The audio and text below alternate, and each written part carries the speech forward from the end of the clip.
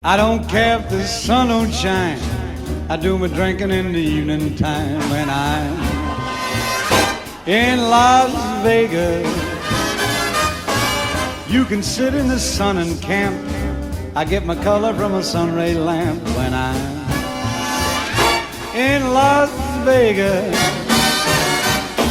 I love the laughs and love the life. There's fun of every kind. Next time I come, I'll bring my wife. I'll do that if I lose my mind. A wife in Vegas, take my advice, is like going to China with a sack of rice. But I love Las Vegas. I love Vegas. Welcome, everybody, to Court Cousins, episode 49. My name is Kyle. I'm joined, as always, by my co-host, my dashing cousin, Jason the Peach. We've got a wonderful episode for you, ladies and gentlemen. Of course, we're going to start off by checking in with each other, doing a social emotional check-in on the scale of a Cole Anthony for the psychological check-in. We will scour the interwebs for your interesting posts and tweets about our beloved Orlando Magic in the social media roundup. We'll get our quills ready for fill in the blank, and don't go anywhere, you scoundrels, you beautiful scallywags, you second cousins. Stick around for the large ending. But before any of that hijinks and hilarity, definitely have to shout out the people that make this show go, the All-Stars and Second Cousins on our Patreon. Shout out to Magic Player History, Bolby the Dawn, Paulo and Franz's Warmth, Andy, Dylan Holden, Drum, Rafael Perez, Breadhead, Matthew Bell, Dan Young, Gloria and Damien, Connor and Yachty, and a special shout out to our boy Wiffle, sending you love, homie. They say what happens in Vegas stays in Vegas, but today on Court Cousins, you're going to hear about it. That sounded less like a shout out and more of like a call out. Like I'm going to get called out for everything that happened. No, the person was across the street, and so I just had to raise my voice slightly so they could hear what I was going to say. Small street, not a Vegas style street, like a regular two-laner. Yes. So a better way to think about it than a shout out might be just like a loud communication. Yeah, well, my shout-out list is getting smaller. I keep trying to add things to it. But I figured that this one was a specific yell-out for today's show. So I don't think we're going to get any complaints about the shout-outs, are we here? I like how you changed the verbiage to yell out. But it sounds like Peach is getting dry in the well, so help him with some things that you might exclaim. Put those in the comments to help him. Moisten my well.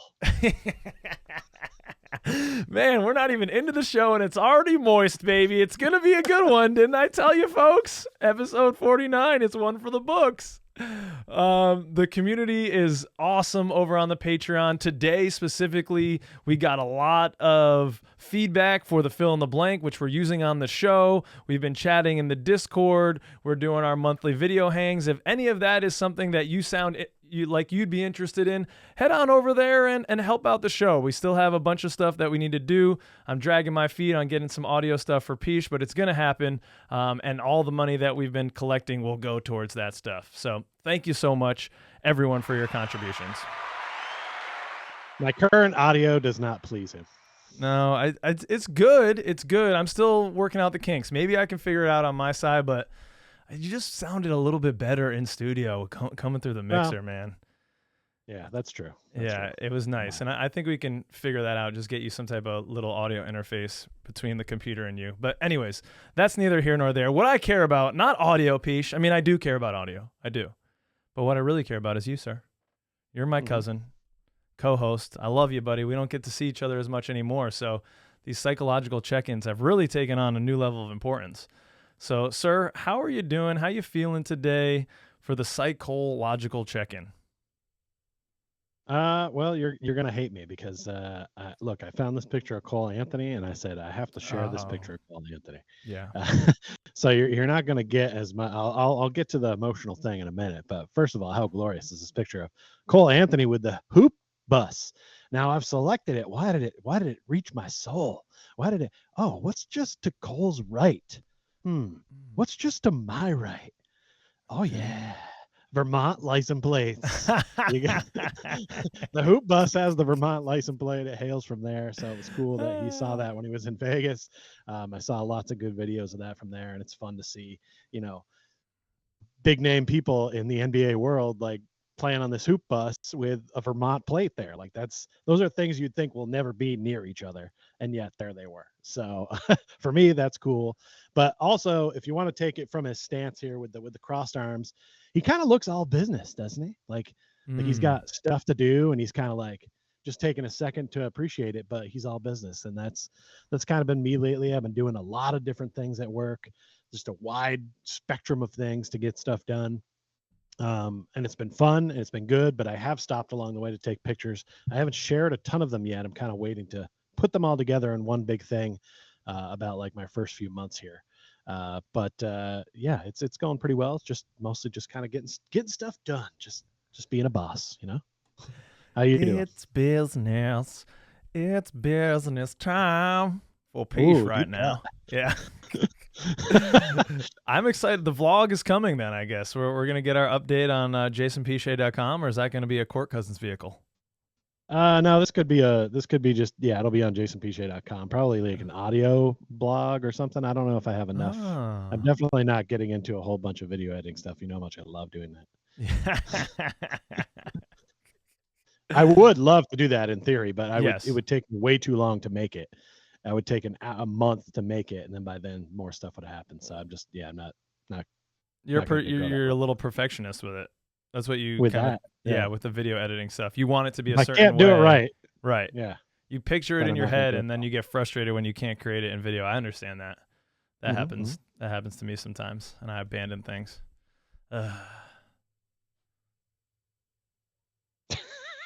Did that just change your psychological check-in just this moment? No, I know you asked me before, but I was giving a little bit of a pause for you to ask me again and set it up. Oh, okay. Well, yeah. What do you got going on? What's your psychological check-in feeling like?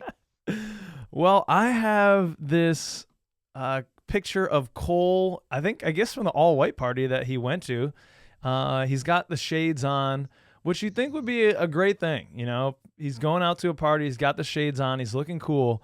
But beneath that, beneath those shades, Peach, is a little bit of anxiety. I just woke up today I don't know, feeling a little bit anxious about the day. I have a party to go to in the afternoon that I'm not really stoked about, but the lady wants to.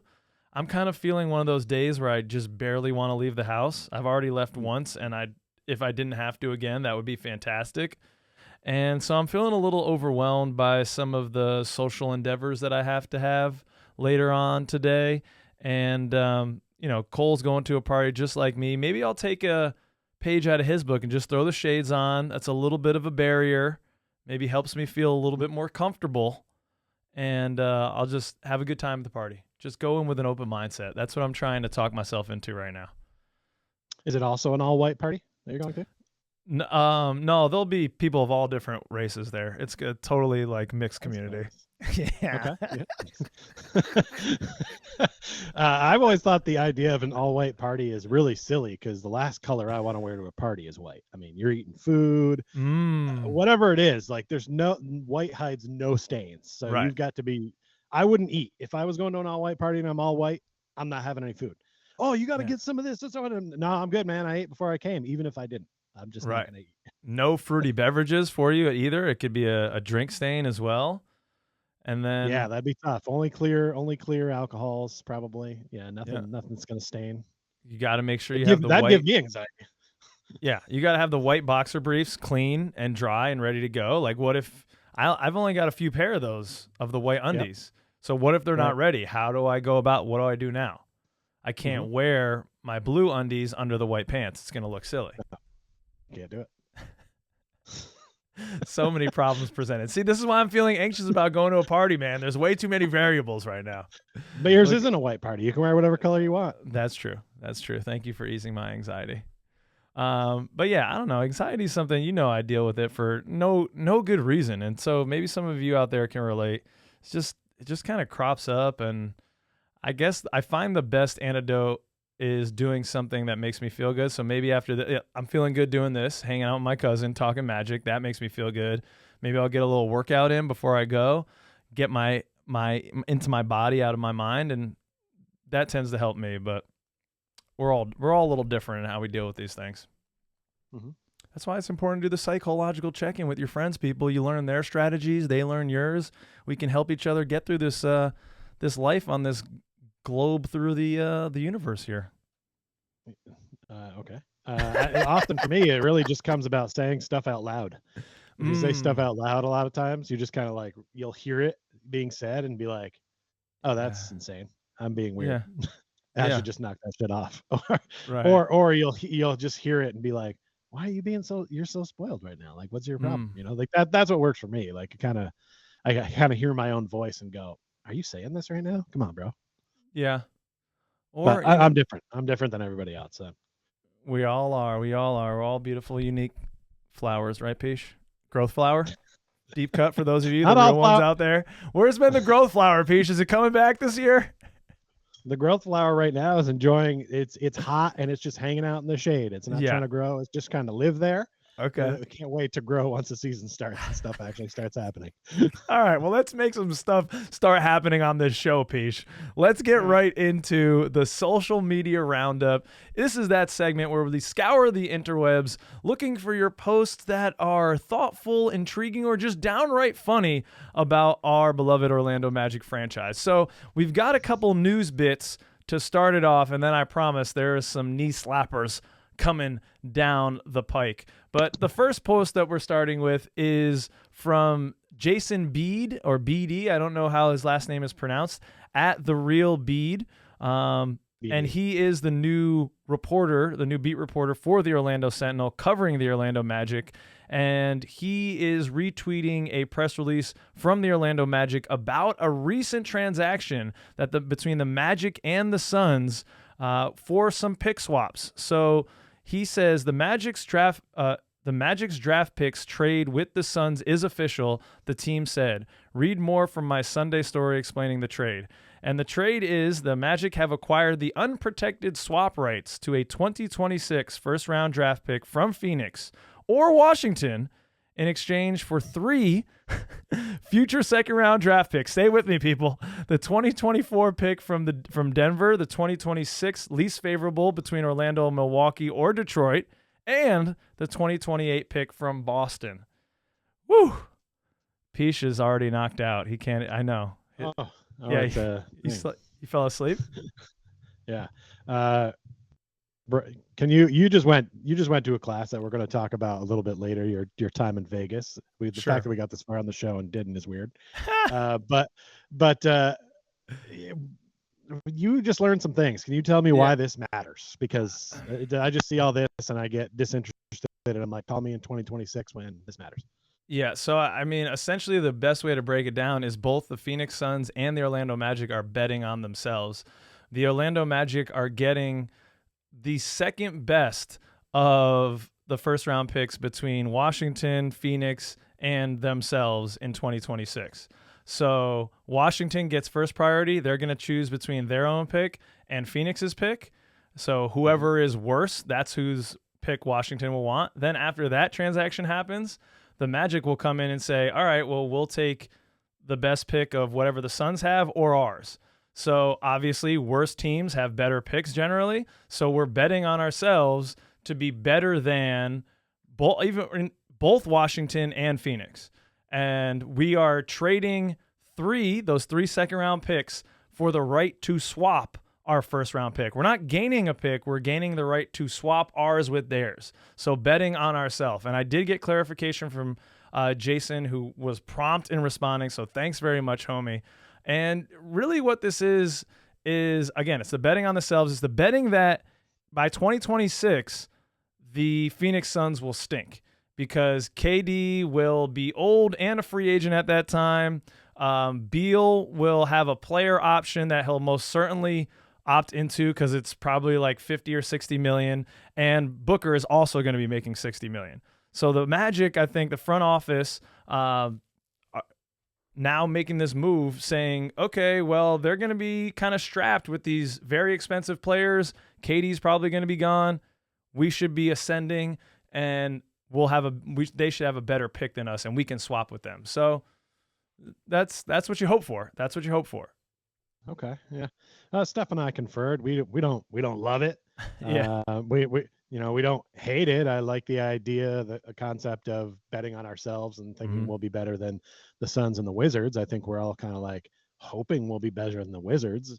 And yeah, I guess the idea of who's going to be around on Phoenix by that point is a valid question.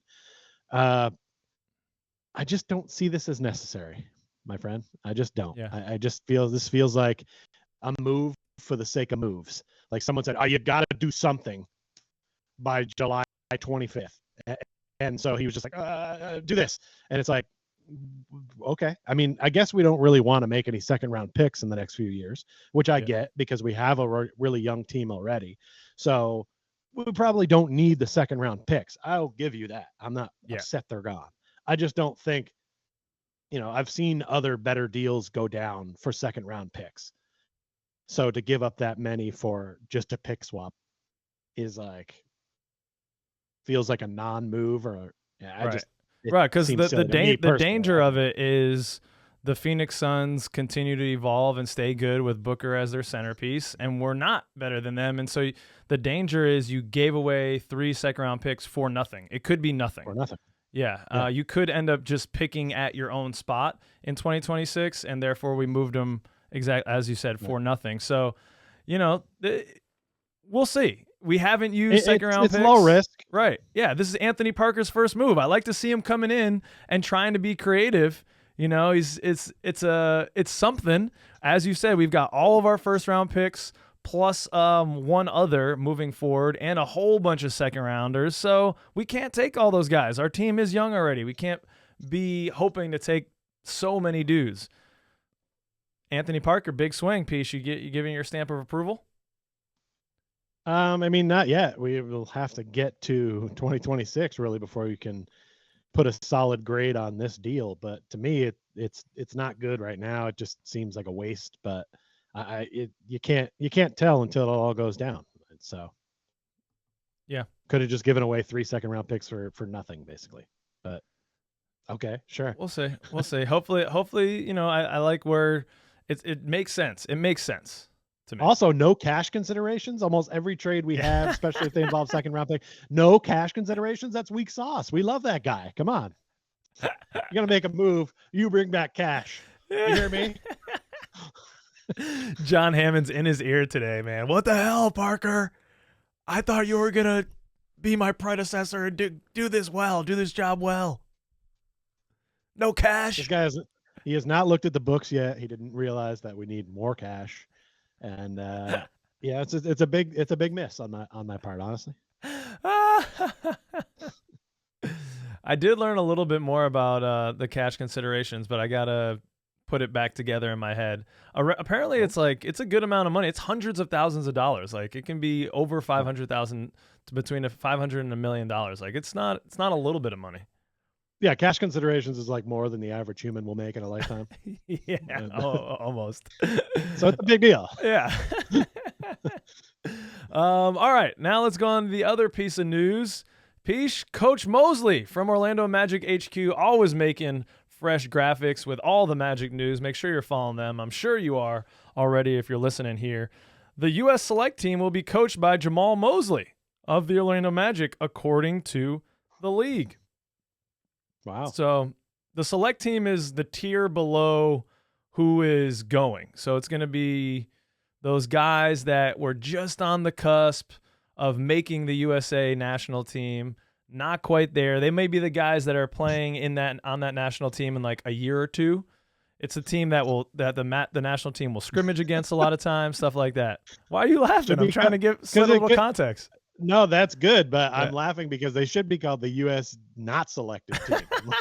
I just don't understand the name, and I didn't know what they were until you just told me, so thank you for that, because I didn't get what it was. There's way too many of these little versions of, oh, we're playing basketball, and we're this little group, and we're from Tennessee, so we're playing in this tournament against all these other states, or, hey, we're the USA, and we're playing against the Copa FIBA Basketball Championship of Doom, and it's like, come on, man, I don't care about all these things. This is a great honor for Coach Coach Mosley, though. I'm not trying to take anything away from him, but whatever Yeah. this is, I'm not going to watch it. So. No, well, it's not televised. I don't think there might be one scrimmage. I think they have they might have like a red, white, and blue scrimmage. Sometimes they do, and they publicize that like right before the World Cup or whatever is coming. As you said, is it FIBA? Is it the World Cup? It's one of those two coming up at the end of August or mid-August. Yep. But yeah, this won't be televised. I think it's just it speaks, number one, volumes about how Coach Mosley is looked at around the league. He is looked at as kind of that next coach up, about who may take the reins of the USA national team.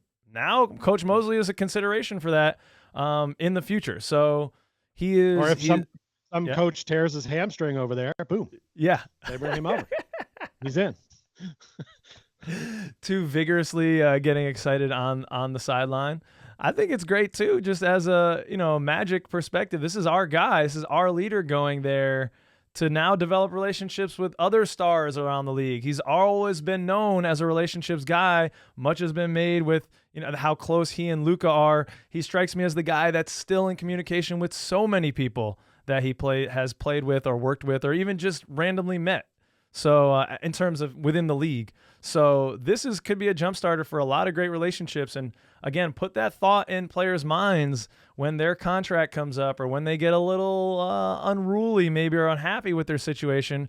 Damn, playing for Coach Mosley was a lot of fun, man. He was a good dude. Like, they got something good going in Orlando. Let me hit up my agent real quick. Something like that. Maybe I'm reading a little too into it, Peach. No, you are. I mean, I'm the one who found this and put this in here, and it was for that point that you just made. They're like, of this whole thing, I don't care whether they win, lose, draw, doesn't matter to me. I don't care about that. The fact that he gets to be there and form those relationships with guys who are going to be free agents at some point, and then we'll remember playing with Mosley and potentially come to Orlando. It's part of what will change the culture of being a place for free agents. We didn't make a massive swing this year. We didn't need to. Okay. That's something we can look at down the road, and now it'll be a little easier to entice guys to maybe come in for a little less money if they like Jamal and they like the core that we've got and what we got going on. So this is part of the slow playing the long game, which I love. So congrats to Mose. Talking about the pick swaps just a moment ago, Peach, I mentioned how Jason was kind enough to reply to my post about it, but there are some questions about our friend Jason Peach in the community. Okay, we're going to that one. Yep. Yeah. Some fans are a little irate that Jason, who grew up as a Miami Heat fan, is now covering the Orlando Magic for the Orlando Sentinel, and also friend of the show, Orlando Magic HQ's Brett James, who makes some really good Orlando Magic content, straight form content on YouTube, is also raised as a Miami Heat fan. So, Wingspan Whisperer here says there's no effing way the Sentinel hired a Heat fan to cover the Magic. Unbelievable. And then also showing, Brett in a Heat jersey next to the title trophy posing. It's like, there's some frustration that, hey, can we have like Magic fan content creators and writers actually covering the Magic? Why did we have to have Heat fans come and cover our team? What say you about this, Peach? Where's your social emotional check-in on this one? Do you have another psychological check-in for this one? A little, yeah. I think first of all, I do agree with what you're saying there. Like, there's plenty of good Magic content guys out there. We've had some of them on this show. We reference them in this segment almost every time we do a show. Why can't they just get one of the guys from HQ? Or one of the guys from Six Man Show? Those guys write articles and stuff like that. Why not give them a shot? They've been following the team for years. They know what's going on. Wouldn't you rather have that voice of the fan in there? However, I think probably because we're not from the area, I feel this way. But like, if he's a good journalist, he's going to just do his job. You're looking at a guy, you can see it right here on the edge. I was a Canadiens fan. I worked for the Boston Bruins for 6 years. I did my job very well. As a matter of fact, I did my job better than I should, because I knew if I didn't do a good job, the first guy they'd want to fire is the Canadiens fan. So you can tell that the guys at the Sentinel, if he's not doing his job right, they'll get rid of him in a hurry. They're not going to feel like they owe him anything. So you can definitely do stuff. Right now, I work for the Dallas Stars. That's a completely different, separate organization. Like, you can work for other organizations and still do your job to the best of your ability. he doesn't need to be a fan if you're covering the team and you're going to give honest, straightforward journalism. Let's see how he does. I'm not ready to throw him out yet. Let's see how he does first. See, that's why I knew you were going to bring some level-headed to this conversation, Peach. Speaking of a man from experience, that's helpful. Now you're inviting sympathy and empathy into my heart, Peach, and that's why I love you. All right, I can have empathy and understanding for our boy Jason and Brett over there. So Jason's doing a job, man. He wants to be a journalist. This is an opportunity that came his way. He's been covering UCF, as I understand, within the Orlando Sentinel organization. So now he's stepping to a different, I guess, a promotion in a sense. So good for him. And I think he can still do the job well. Now, for Brett, I got to talk to Brett, man. I'm curious about his path because his is more of a choice. He's being a YouTube content creator and is collaborating with the Ozone guys. But why content create for the Orlando Magic when we have a smaller fan base than presumably a team that you like in the Miami Heat? Why not just create content for the Miami Heat? That's an interesting question I need to ask. Or maybe the photo of him is taken out of context, and maybe it was he actually took that jersey off just after this photo was taken, burned it, and was mocking the Heat in some way. Maybe that T that he's making, that symbol, is for totally shitty, maybe that's why. Maybe he lost a bet. I mean, I've definitely worn jerseys of teams I don't like because I lost a bet. I mean, it happens, but I know he's probably a Heat fan. Look, he probably would prefer to write for Miami, but you take a job when you get it, man. Like, I mean, Yeah. it's a good job. It's a good job. That's why I moved to Dallas. It's not because I'm a Mega Stars fan. I was kind of indifferent on them, but it's a good job, and you just come here and you do your work. You know what I mean? Like, I think I'm ready to see what he has to do, and I'm here for it. Welcome. Yeah. I say welcome. Okay. Hopefully he does a good job. I'm gonna start there, and then he can only go down. I'm starting him here. Okay. Wow. See, let Peach open your hearts, ladies and gentlemen. It might be hard though, Peach. I don't know if I can open my heart all the way up to Al Roker. Ooh. And I'm gonna play the bit for everyone right now, so everyone has some context. Name of the team, the Washington Magic. I thought of that exact thing when we were watching, but then I was like, what about the Orlando Magic?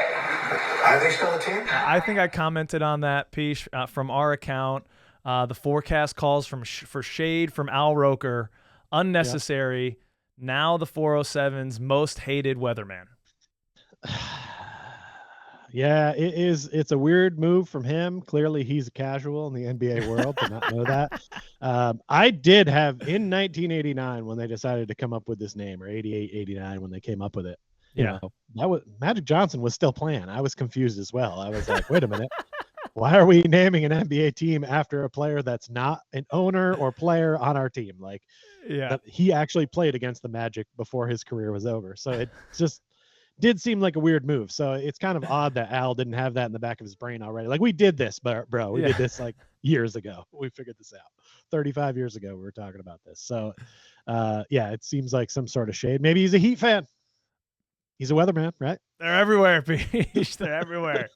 Shout out to the host though for calling him out on that. She knows her shit. She's an NBA. She's a huge fan. She's a second cousin. She's watching. So what is that? Was that Hoda Kotb? I can't remember who they have in there yet. This is my first time seeing. I don't even know what is this, CBS, NBC, something like that. Who knows? But shout out to you, homegirl, second cousin. Thanks for watching the show. We love you. Okay, let's go to some general NBA news. Peach, I'm not a huge gamer. All right, I'm not a big gamer, so this one, wouldn't normally strike my fancy, but it does bring up an interesting talking point. All right, this one, Jamal Murray was given an 84 ranking by NBA 2K24. Below guys like Miles Turner, Brook Lopez, the list goes on. What's going on with this? And I mean, I don't know. Jamal checks in. He says, "Hey man, what do I got to do?" And I gotta echo that sentiment. I have no idea what that man needs to do to get in the 90s. I've got him in a 90 or 91 myself, like right now. So I don't. What does he need? Second best player on a team that wins the chip. It's 90 is just respect, right? You get an A-. 90, you just won the chip. Even Aaron Gordon, we'd probably be okay with an 84 or 72. Like, we'd be cool with it.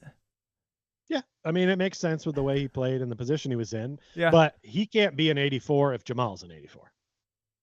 Right. No. Yeah, so I mean, he's he got has to be fall a into 70. the 70s then, Yeah. which is a little disrespectful to him. And you know how much I dislike him. We'll talk about that in a minute. Yeah, we will. But what else is disrespectful is the fact that Victor Wembanyama has come out as a 93 overall. Yes. And that is the highest any rookie has ever debuted in these games. Okay. That is ridiculous. A lot of times, no matter how good a rookie's going to be, they start with a low one, but their potential will be high so that they can raise it during the season. But I've never seen a rookie be a 90 even after one season in those games. So for him to start at a 93 seems like gross negligence, especially when you have Mr. Jamal Murray down there at an 84. I don't like it. I'm not saying Victor can't get to 93. I'm saying I want to see him play an NBA game before you give this guy anything over, even over 85. So this is a swing and a miss here. Maybe they just did it so that they'd get people talking about it. It's free pub for them. They're getting it right now. Enjoy. Right. But it's working. That's the only reason to do it, because otherwise it's just not right. I just looked up quickly. Paolo Banchero's at an 84. So he's got the same thing as Jamal. Right. I love Paolo. But is Paolo on Jamal's level right now? No, he's not. Yeah, right. No, that's fair. Just from that standpoint, there needs to be a bump for him. So Wemby is above Ja Morant, Kawhi Leonard, Zion Williamson, Devin Booker, or he's at the same level as Devin Booker, Donovan Mitchell, Kyrie Irving, James Harden, Jaylen Brown, Trae Young. I mean, pretty much everybody. De'Aaron Fox, Tyrese Halliburton. That's the all-stars of the NBA. Like that's all-star level. So like you're already putting him at this level before he's played an NBA game. And can he get there during the season? Yeah, but you know what? NBA 2K is one of those games that's live online. They update guys' ratings throughout the season. So just start him low and then move him up as he proves himself. There's no reason to start him at 93. It's not right. No, I mean, I get if you want to make this guy the highest. I don't follow the game, so I don't know what the highest ever rookie rating was when LeBron came out. These games weren't as huge, and these ratings weren't as huge as they are now. So if you want to make him higher than LeBron, and LeBron was at a 92, so you got to make him a 93 because everyone is in the Wemby. He's generational. Hey, okay, I saw him play for a few minutes at Summer League, and you could tell even in that time that he is definitely different. But it seems weird. Like you said, like just make the sky high, make the ceiling high, and let him get there after a couple games played. Got to do it first. The guy loves to touch ceilings. He's right next to him. This is speaking of someone's rating. We were talking about Aaron Gordon's rating.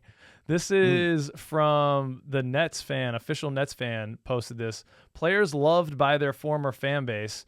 Ours was Aaron Gordon, and Tracy McGrady Legacy says, we do not love Aaron Gordon. We do not. He wouldn't even be in the top 20, right, of like most Magic fans. Yeah, we've had anybody so who's many been players, around longer than like 8 years. A couple. Yeah, I mean, exactly. What's your filter for this? Does a player have to have played for 4 years with the Magic? Even so, there is a laundry list of players above Aaron Gordon that we would prefer. Yeah. I mean, you mentioned it the other day. Nikola Vucevic played on the same team as Aaron Gordon and far more beloved than Aaron Gordon. Yeah, working out currently with Wendell Carter Jr., by the way, in the summer, which is interesting.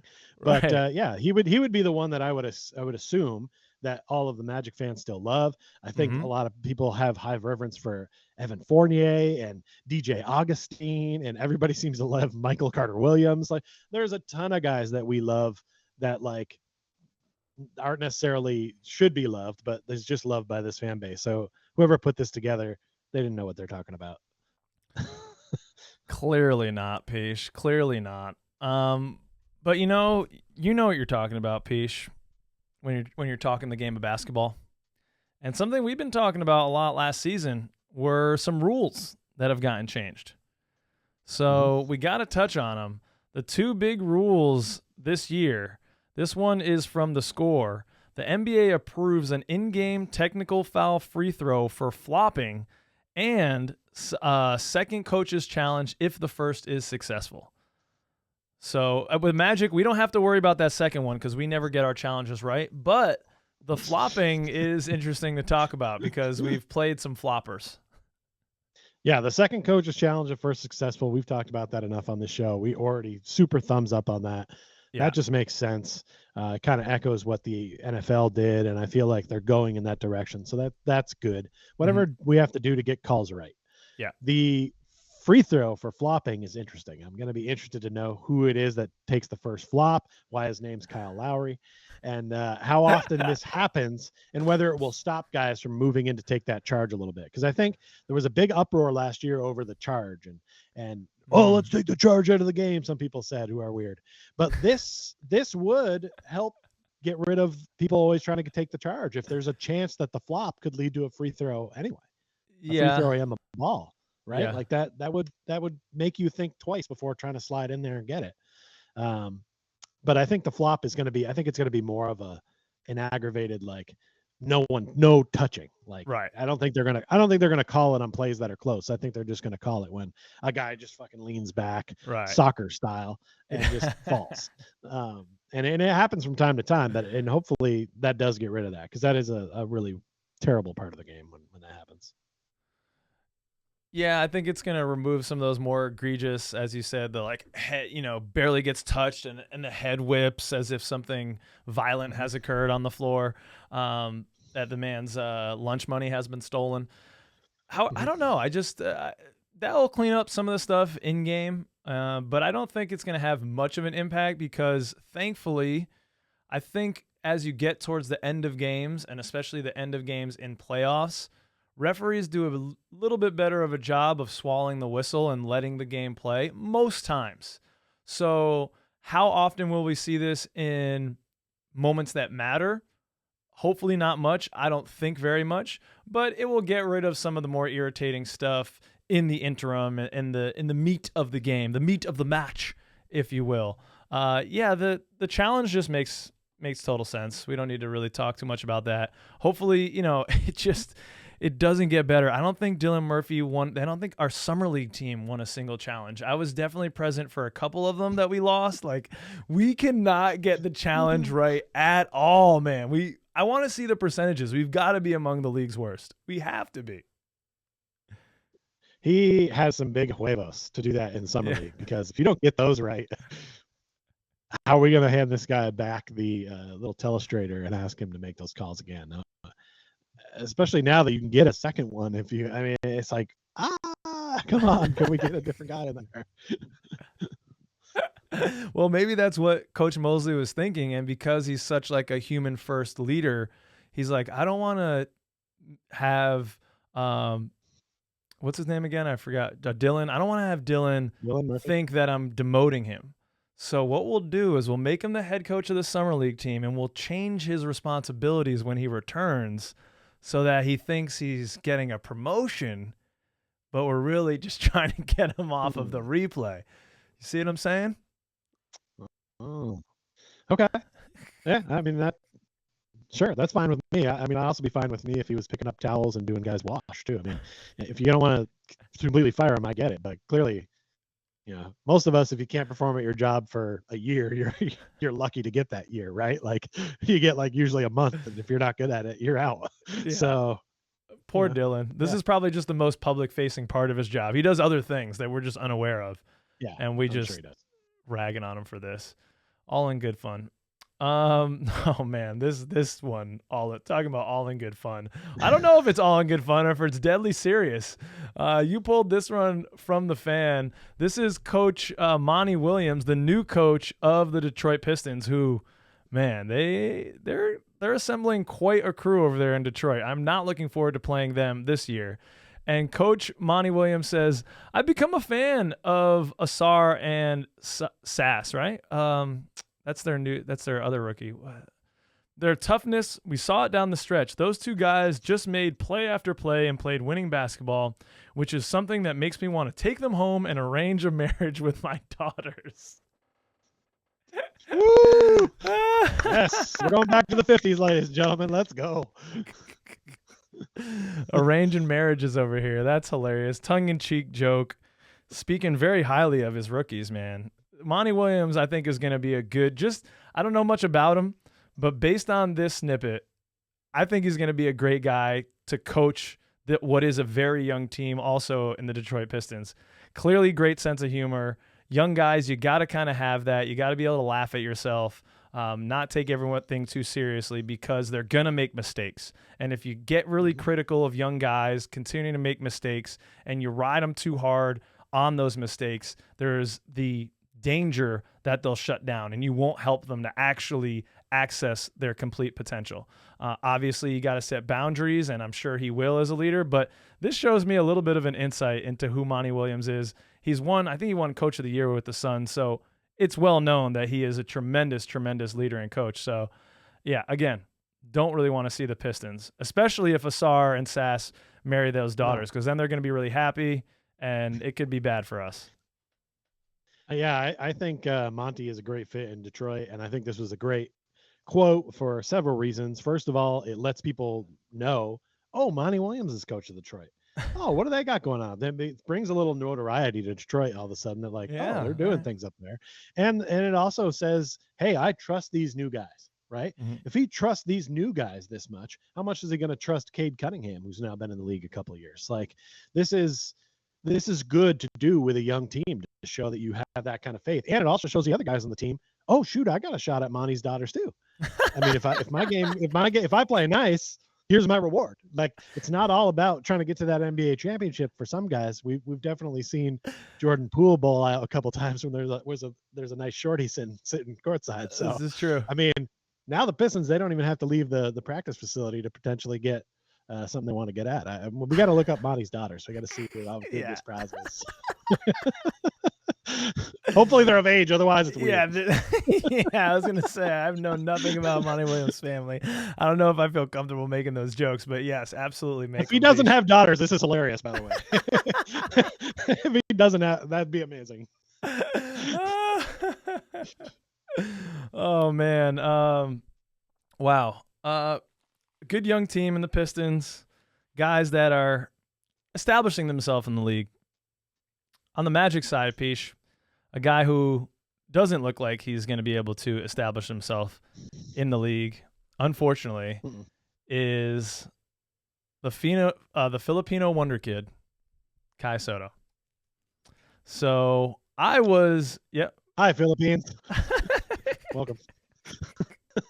Shout out to Filipino fans. This will probably be the last video that you watch from this channel, and we bid you well wherever Kai Sotto ends up. But, to Cortez mentioning this, that Filipino fans are justifiably mad in a lot of comments and threads within the Magic community lately, because it felt like the entire crowd was chanting, "We want Kai," at numerous times throughout the games. I also posted a video of people chanting in the arena, and I kind of wanted Kai too, because we were playing like shit, and he was the only narrative that I was interested in at that time when we were down by 25. I was like, hey, look, all these people are here. I can't imagine how many people. Did they come from the Philippines? There was so many Filipino people there, Pish. Like, people were really chanting, and to think that they may have come from the Philippines to see him play one game and then be injured,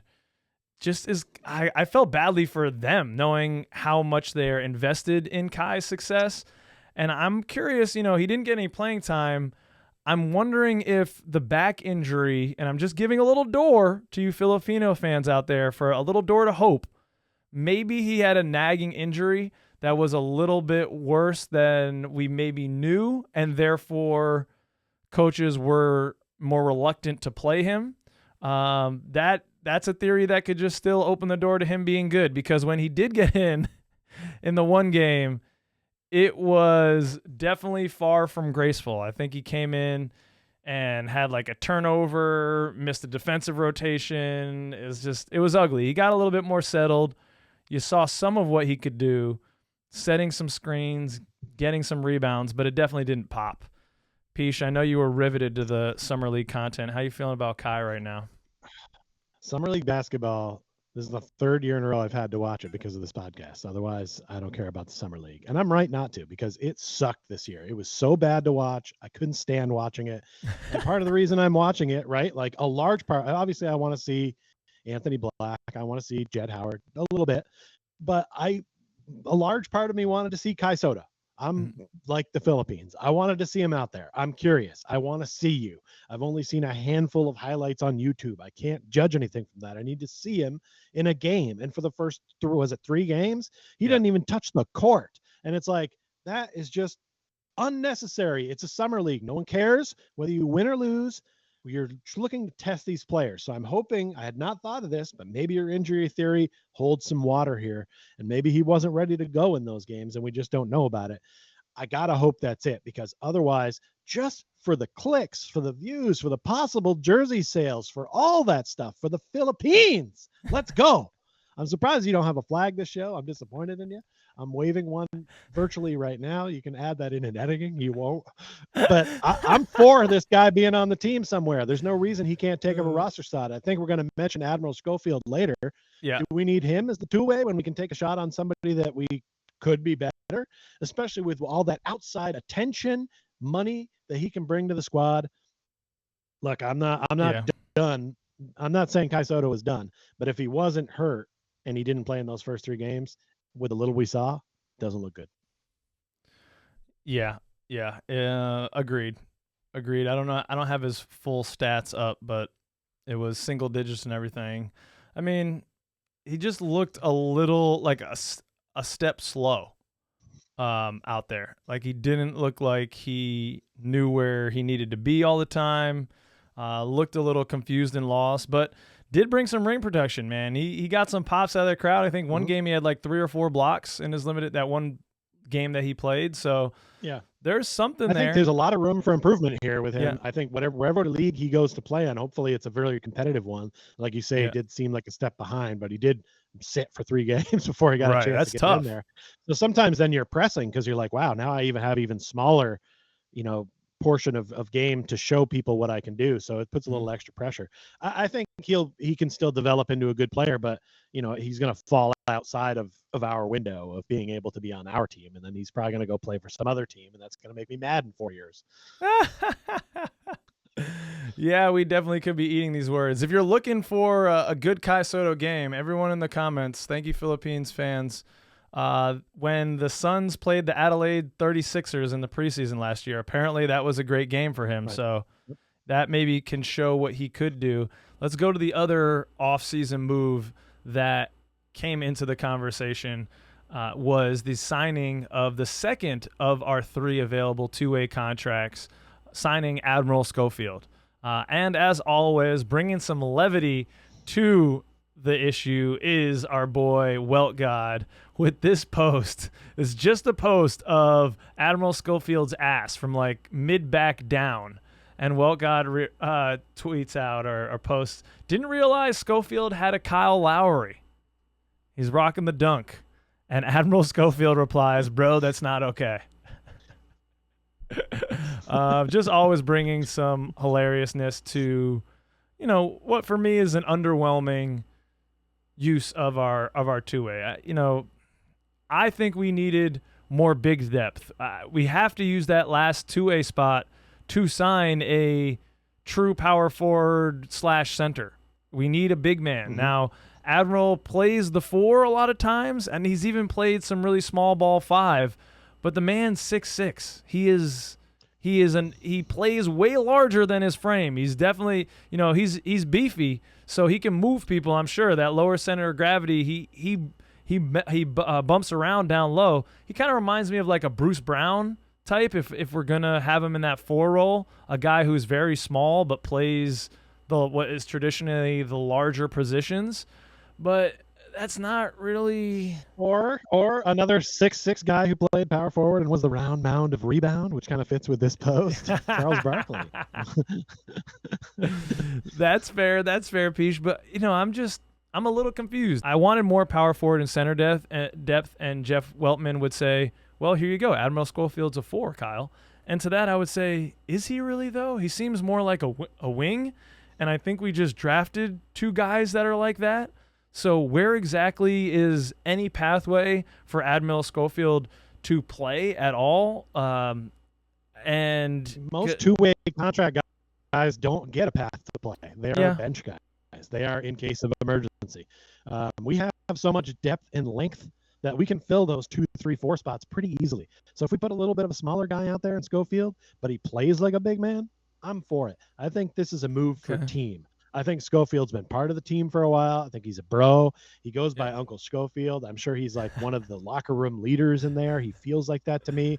If there's a scrap, Schofield's got your back. We need some dogs like that, right? Like we need some guys that will get in dude's shorts. Right now it's kind of Moritz and him and maybe Joe Engels this year.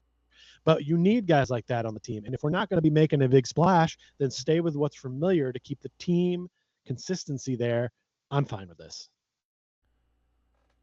That's a damn good point, Peach. That's a damn good point.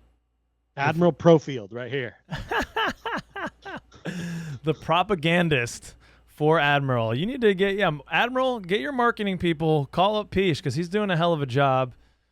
Consistency is often overlooked, Peach, and I think it can be really vital when you're trying to build a cohesive team in any job, anywhere there's a team. In your work, in my work, it's much easier to build camaraderie and work towards a vision when you have the same people who know the history of where it's come from and where it's going. So that's a valid point, Peach. That's a valid point. But I do expect still that last spot to go to a true center or a larger power forward, a more rebound screen focused power forward. Look at my man's frame right there. Is this not big enough for you? The dunk is fine. Okay, the wide hips is nice. All right, that's great. That helps low center of gravity. You can push people out of there with that dunk. But I need a little bit more height.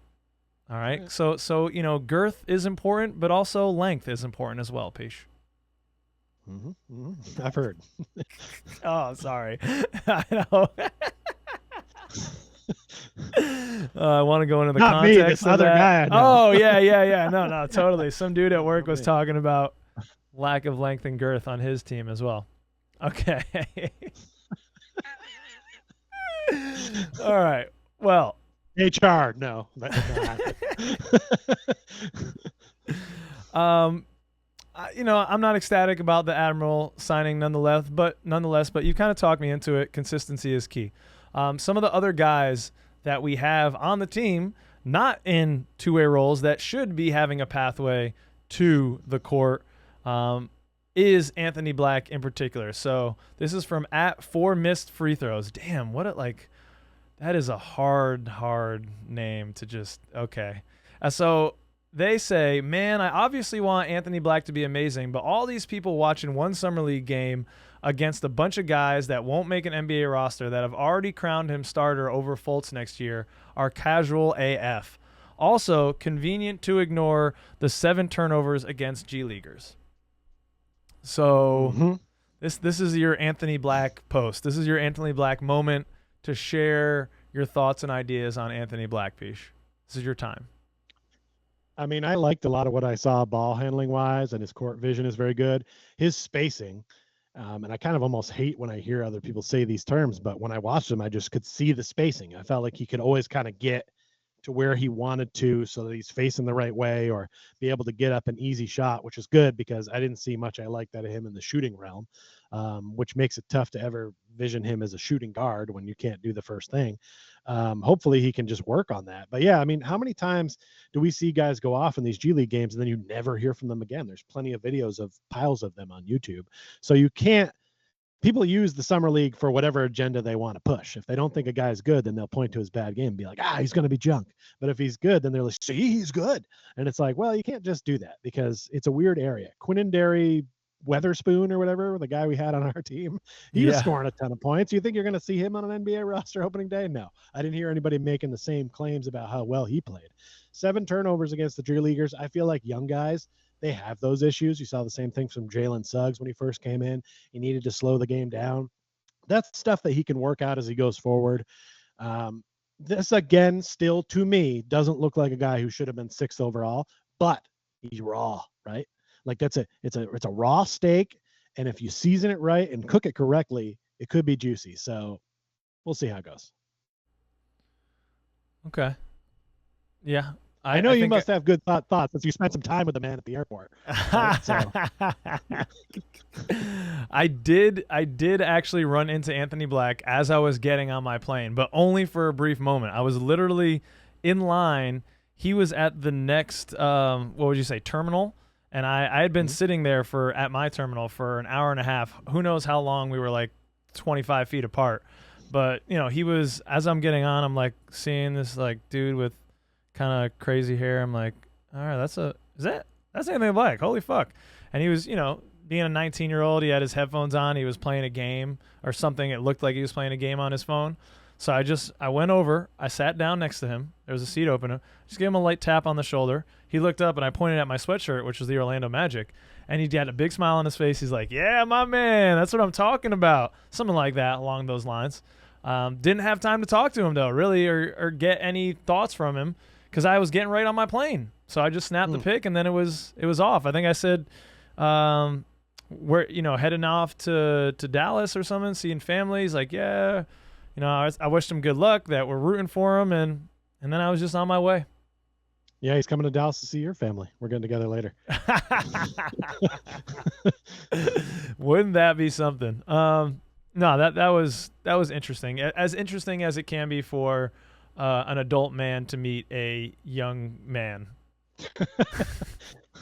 Yeah, I was gonna say, like, you're definitely now at a point where this happened for me years ago, but like you get to the point now where everybody that's in the league is younger than you now, and it's like weird, right? Like, right.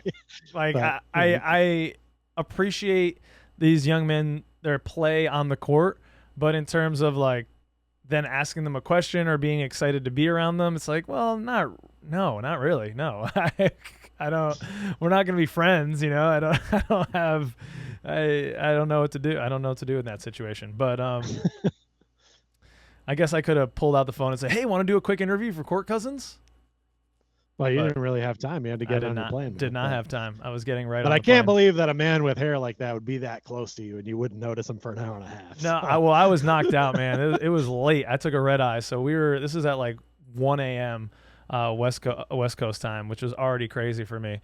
But Anthony Black. Let's talk about Anthony Black. The other thing about being in his physical presence that maybe doesn't pop on the screen as much is he is all of the advertised 6'7" or whatever and I think more. I mean, he's looking at Jet Howard, even DJ Wilson, who was our center, in the eyes. And maybe it's the hair illusion. I'm not sure. But he looks as big, if not bigger, than Jet, just under DJ Wilson, who's listed at, I think, 6'10". So it's like, I don't know, man. I think he's bigger than the 6'7" that he was advertised, and that is something else. I think he's still a teenager. He's a growing boy. Yeah, so I think exactly. He could be growing as we speak. Right. And maybe since they listed him at 6'7", he's grown 3 inches. It's completely possible. It is, and to have now, if you add him, really. He is an incredible ball handler for that size of human being. So his court vision is unlike anything else that you can have. I mean, with the handling that he has. Now, 7 turnovers, he's got to clean that up. But some of those turnovers, if you go back and watch the game, were guys where they were supposed to be in certain spots. It was a miscommunication. A couple went off a guy's hand, like – maybe 4 of those are on him, so there's still work there. But I think a lot of that also was a product of playing on a team that you just assembled with guys who may not be on the same level as you, who are not on the same level as you. Let me not sugarcoat it. And yeah, so that didn't pop too much when I was watching the games. What did pop is how crazy of a rebounder he is. Like offensive glass. I know you're going to love it. Offensive and defensive glass, but I think where a rebounder makes their money is on the offensive boards. He was there. And the idea of having him and Cole Anthony as a rebounding backcourt, man, I'm worried for Wendell. I'm worried for Moritz. I'm worried for these big guys, Goga, they're going to be pissed, man. They're not going to get their rebounding numbers. It's going to hurt them in contract years. So they may have to have a little, sorting that out in the locker room, saying, little man, even though I just said Anthony Black is certainly not a little dude, stay out there, guards. Stay out there, because this is where we need to eat. They already have that problem with Cole Anthony, but I don't think Goga is a numbers whore, so I think we're going to be fine on his. He's good with what he gets. But one of the parts that I love that is underrated about this particular post is that Maddie's World, who always is talking about the Orlando Magic, sharing pictures of the guys and such, has decided that, you know what? That's enough Magic talk on Twitter for a second. Let me just ask, what's y'all's favorite Pop-Tart? And I just like that because most of my Twitter feed gets just crammed with Orlando Magic stuff to the point where sometimes I temporarily block people so I can see some different stuff. Yeah. So it was delightful to see one of the Magic community talking about something else. And it's highly debated. Do you go s'mores? Do you go strawberry? Blueberry, cherry is kind of one of my faves. But look, they're all frosted because if they're not frosted, you don't really have a place in our society. I don't know who those people are. I know you haven't had a lot of Pop-Tarts. I think you had your first when I lived with you. So yeah. Can you weigh in on the Pop-Tart situation? I mean, yeah. I feel like I've never had it, but I feel like I'd be a blueberry guy. I really enjoy a good bloob. So I have some blueberries up here a moment ago. I feel like that's good. I think the one I had from you was maybe a strawberry. Probably, I think that's what I had, and that was yummy. But I mean, I don't know. I'm trying to stay away from the diabetes, man.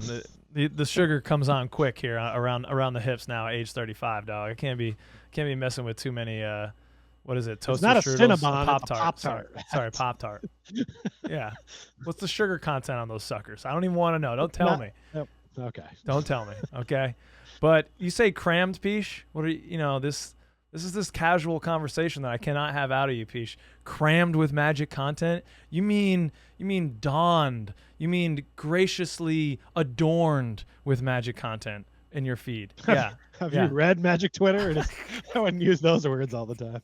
I mean, there are some that are very good, but this is a conversation about Anthony Black, and there is a concern, Peach. I will say that watching Anthony Black, I really enjoyed the skill set that I saw from him, but there is a concern, particularly when playing with Markelle Fultz. Like, I do not see a world right now in which Markelle Fultz and Anthony Black can be on the floor effectively at the same time. Sure, you can put them on the floor as much as you want, but in a meaningful game, teams they'll sag. They'll just sag into the paint. The paint will become congested. He attempted, I think, maybe 2 3-point shots every single game.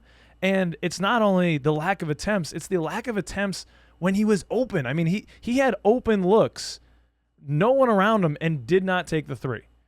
And I'd be lying if I told you that I wasn't concerned. That is a concern for me because I love what Markelle Fultz brings to the table so much. And I think Anthony Black can maybe get there. And it makes me a little worried. Is the long-term plan, like, if either Markelle or he can't figure out how to become a 35% shooter, which the path doesn't look ideal right now. I'm not optimistic about that path necessarily. If they can't become 35% plus shooters and you can't really have them both on this court at the same time, that has me worried. What's the plan then? Is the plan that this is Markelle's replacement? Like, it just doesn't.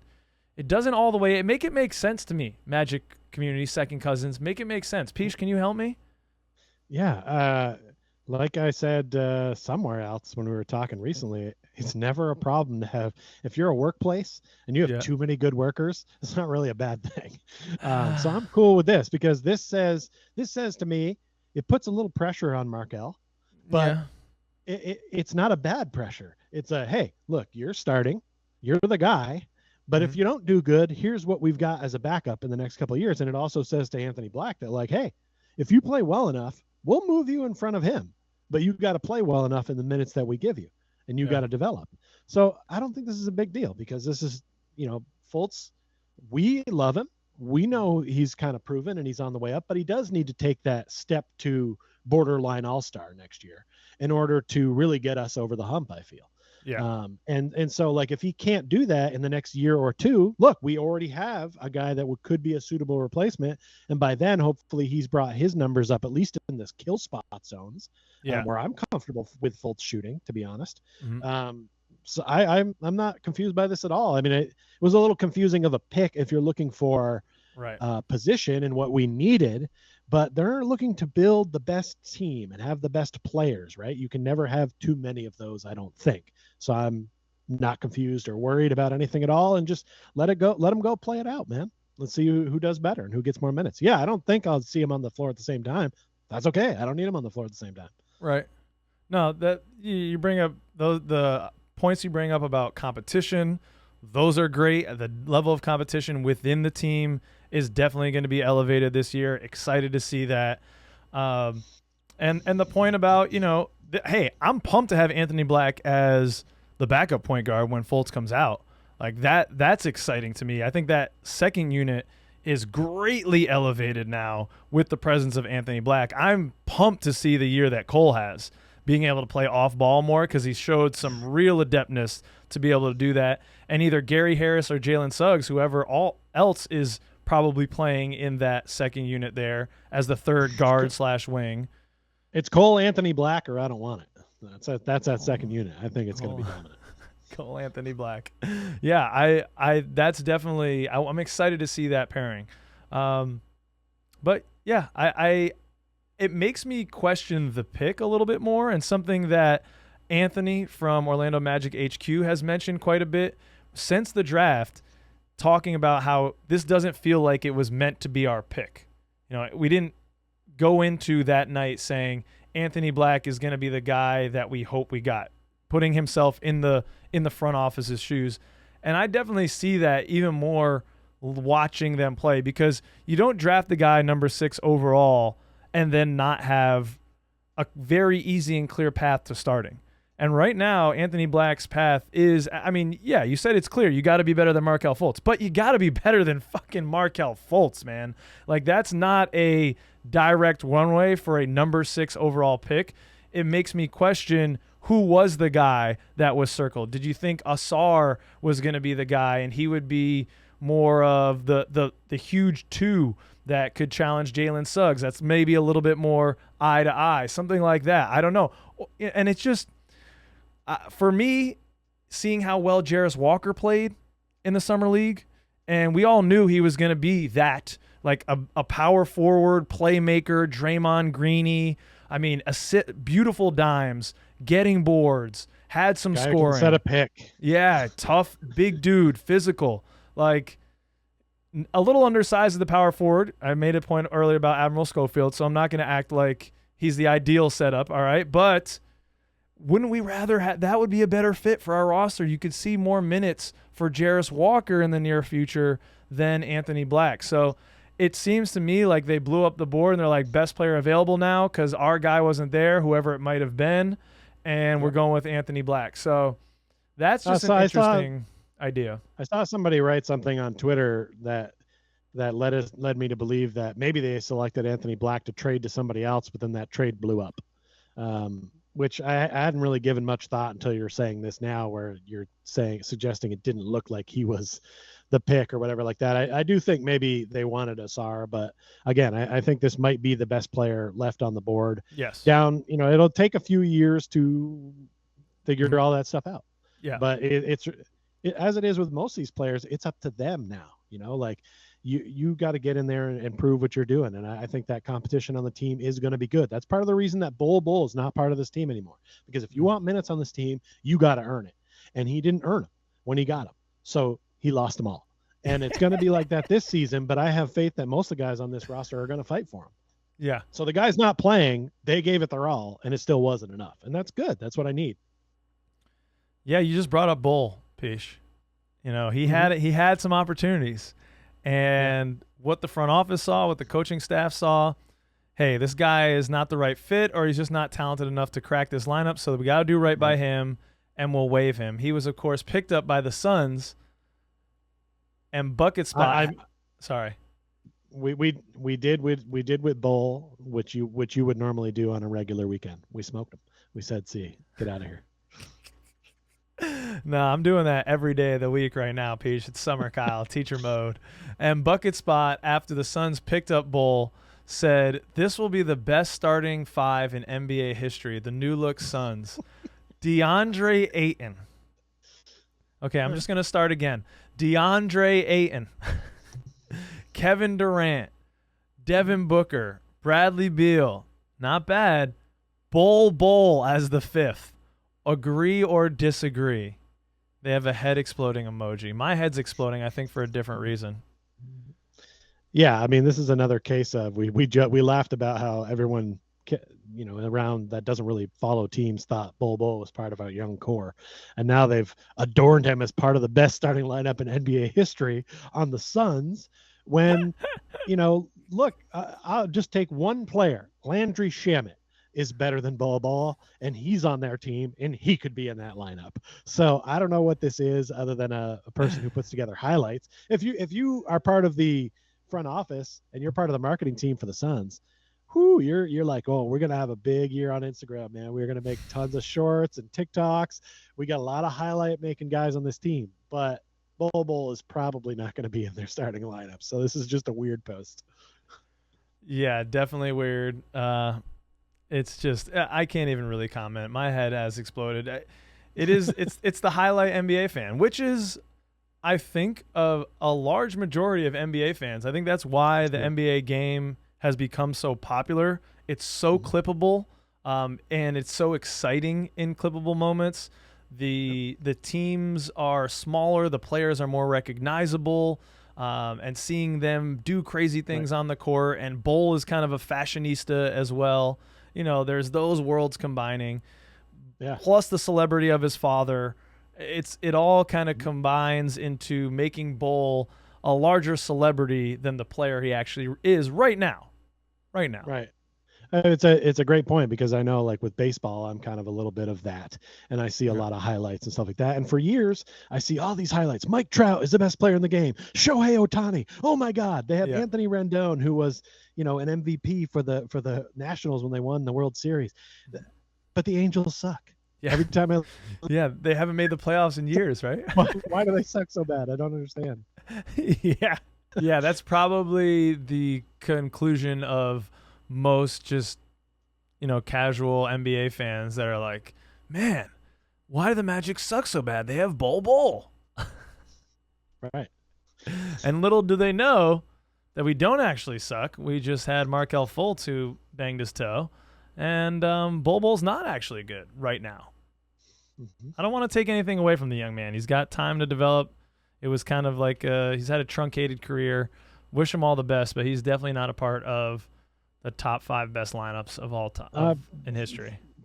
For his sake, I would have liked to see him land on a team that could even start him, honestly. Right. Like, just kind of a terrible team that just needs to put some asses in the seats, sell some tickets, and give him some time playing out there. Let him play some starter minutes for a while and see if he can hit that next level. Give him that last chance effort. With the Suns, I don't know how much he's going to play. So. Well, that's the problem. It's it's a little bit of a double-edged sword here. So the downside is what you just talked about. I don't see your path to him playing on the Suns.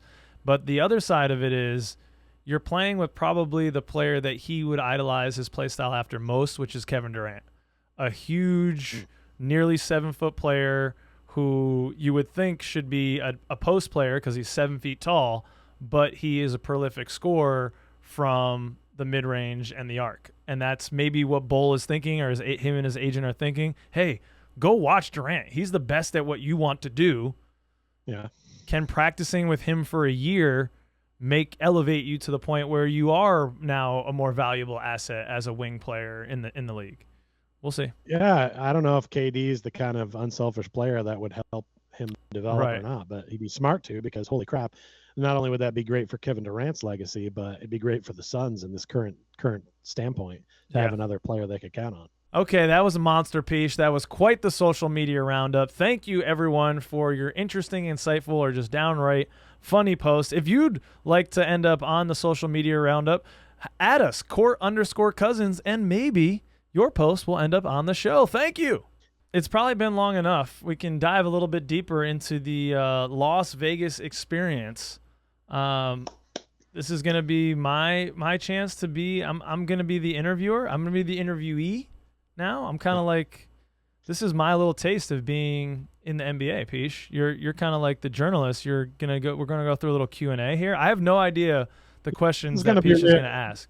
I want it to be kind of informal because I'm kind of just like, you came back from the summer league. This is a big trip. I saw a couple of pictures. You obviously showed me a couple things. Yeah. We chatted a little bit when you were there, but I have not gotten the full scope, and we've already done half a show. So I have questions. You went and did this big thing, and then there's things that need to be discussed. Okay. First of all, you talked about meeting AB at the airport, which I was going to end with because I was trying to go chronologically here. But you got a chance to get face to face with the man, Coach Mosley. Yes. Just tell us a little bit about that. How'd that come about? That was probably the highlight of the trip. I was just sitting myself in proximity to the bench with the hope of being able to grab the ear of Coach Mosley at some point and talk to him. And that's pretty much just what happened. I waited till after the game because he was involved. He was coaching. I posted a picture of him coaching up Caleb, who wasn't playing that game. He was talking to guys, talking with Jalen Suggs, who was sitting next to him during the game. After the game's over, I said, "Hey, Coach Mosley, Mr. Mosley."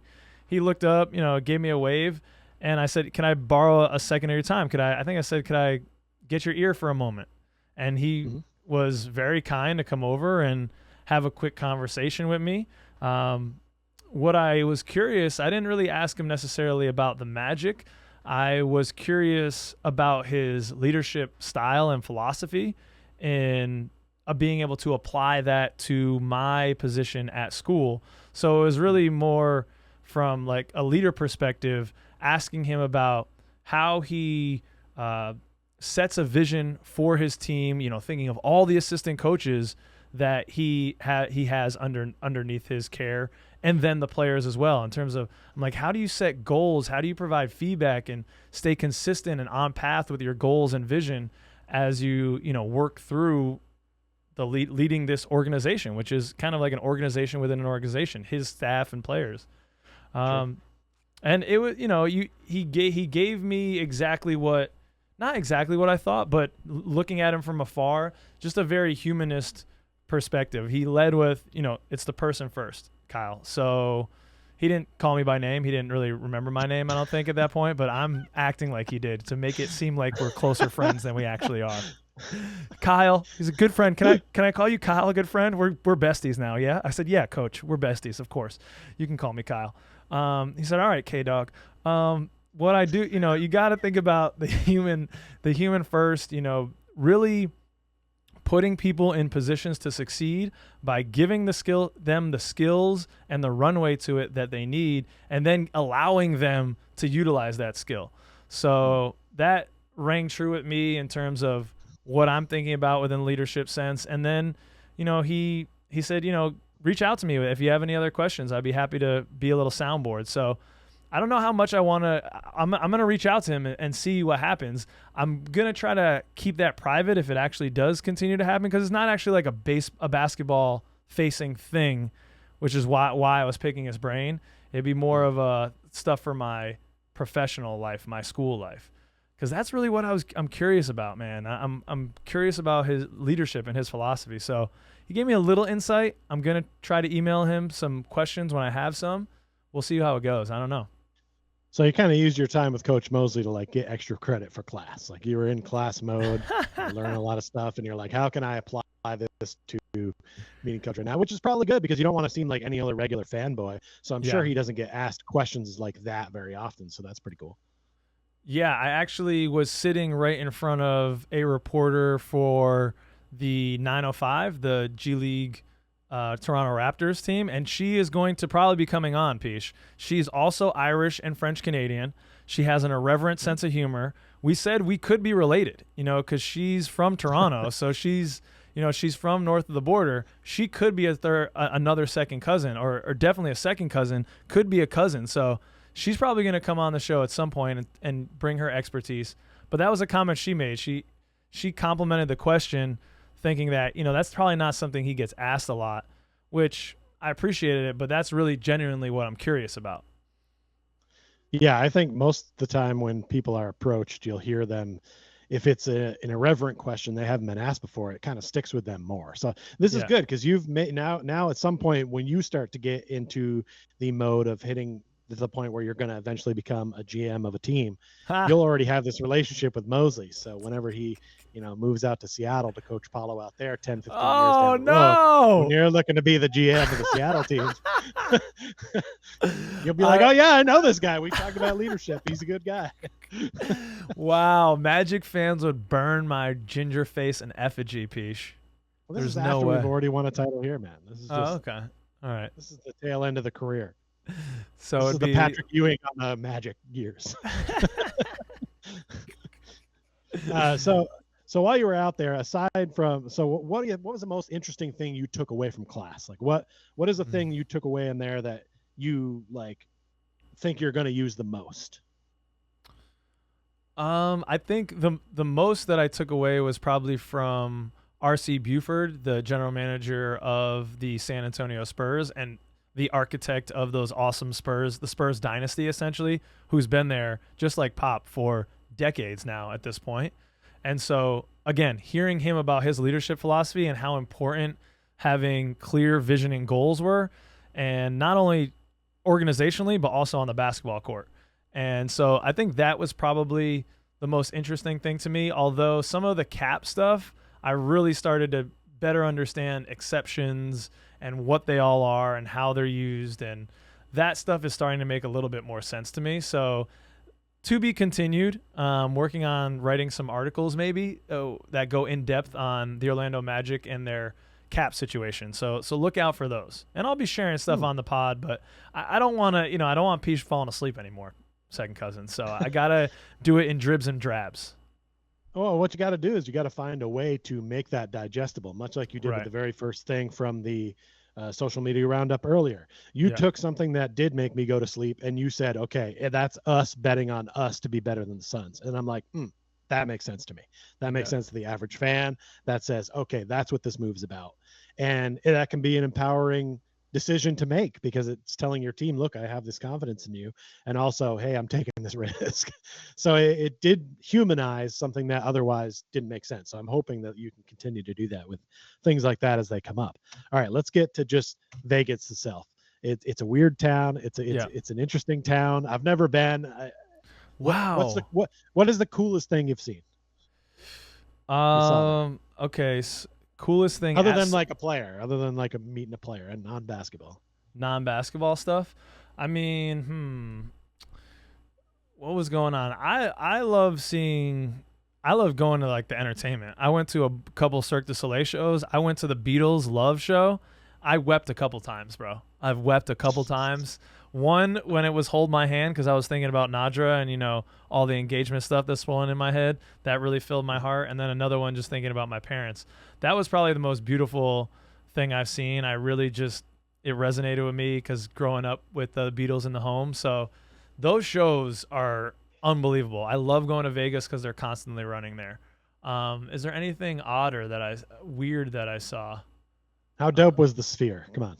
Oh, that was cool. That was pretty cool. I only saw it from afar. I didn't go inside it, but I guess it's going to be a venue. I'm not sure if it's up and running. Yeah, it's not open yet, but they've been putting stuff on the outside of it. Like, they made it a basketball, and I've seen a lot of different things now. The thing looks unreal. I'm glad I haven't been to Vegas yet, so that can be part of that experience because that thing is cool.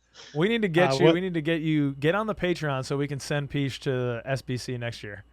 We got to get you there. Oh my God. If you send me to Summer League, I'm not going to watch any of the basketball. I'm just going to be gambling all day. Did you gamble at all while you were there? Like everybody asked about it. I did not. Not once. Not once. You didn't have one quarter to throw in and pull an arm. Nothing. You slapped Las Vegas in the face with this. That's unbelievable. Disrespect. But I know you probably had a good meal somewhere. I would have taken down the $5 buffet, and I would have taken them for all they had. But you went to a fancier place. What was the best place you had a meal? That was why I didn't have any money to go, because I went out with the writer from the Raptors. She wanted to go to the Martha Stewart restaurant, so we went to that. Oh. And because we split the bill, I used my cash to split, thinking, I'll get some money tomorrow to gamble. The ATM fees were $10, Peach. I'm not trying to, I was gonna take out like $100 and let $100 rock. I was actually thinking of you. I was like, I cannot not gamble here. Peach will not let me hear the end of it. I go over to the ATM. I'm gonna take out $10 fee. No way. I'm not 10% to get $100. Now maybe if I was taking out 2 G's, but your boy is not balling like that. So all right, it just I get that. I ran out of cash. You don't have me to answer to right now. They're already writing in the comments how disappointed they are that you didn't go in and bet anything. There's perfectly good starving kids in Africa that can't afford to go to Las Vegas, and you should have bet for them. I don't think that's how that works, but yeah. Something like that. That's the bulk of my questions. You and I would have different Las Vegas experiences if we went. Yeah. But I would probably go to a show or two, probably more likely a comedy, or I'd have to get a magician in there. I think I need to see some good sleight of hand and some. Mm-hmm. I did ask a nice young lady who was in the entertainment for MGM what she would prefer, the David Copperfield or the Cirque du Soleil show, and she said the Cirque show. So I saw 2 Cirque du Soleil shows, and I ate the best meal I had probably was at Nobu, the sushi restaurant. Oh, okay. Freaking amazing. Freaking amazing. I had another really good, I just had wonderful food, and it was fantastic. I was thinking of you, though, because we got $15 meal vouchers to use in the arena. Ooh. And I was like, no, I cannot eat any more arena food. And I knew, Peach, you would have been so pumped. You would have been eating those little personal pan pizzas with that $15 voucher. You would have been going ham. Oh, he's gone. But I was able to use those $15 vouchers on beer, I found out. So Zombie Kyle did kind of make an appearance one night. All right. Yeah, the same day I got to talk to Coach Mosley, I was like, I need to celebrate. All right. Well, at least you did a little imbibing, but it's definitely not the typical Vegas experience. But I mean, I get it. You're there for that. I've been to some conferences and conventions too, where like you want to tie it on at night, but I got to get up at 8:00 for class tomorrow, so I got to be presentable. Right. So I kind of get that, but man, you didn't let it all hang out, but you at least looked out the window. So yeah. I definitely missed you there, man. I think.